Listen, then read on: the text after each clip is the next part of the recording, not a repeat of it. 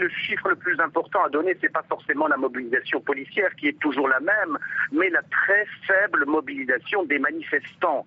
200 personnes tout au plus, c'est très faible. Alors les manifestants ont été empêchés de marcher à la place des Martyrs.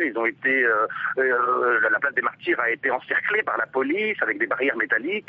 Les manifestants ont été dispersés par petits groupes. Un manifestant que je croisais tout à l'heure me disait sa déception: si l'opposition algérienne ne peut mobiliser que 200 personnes dans la capitale, c'est un véritable échec.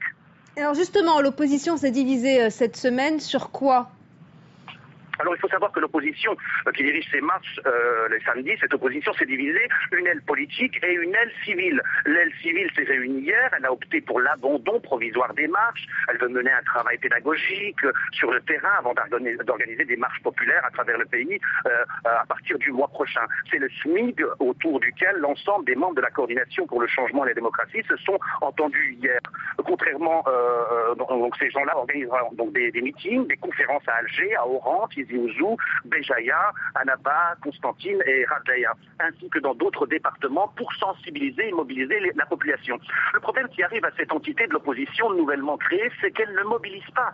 Elle provoque même un effet inverse de rejet de la part des habitants dans les quartiers dans lesquels les manifestations se déroulent.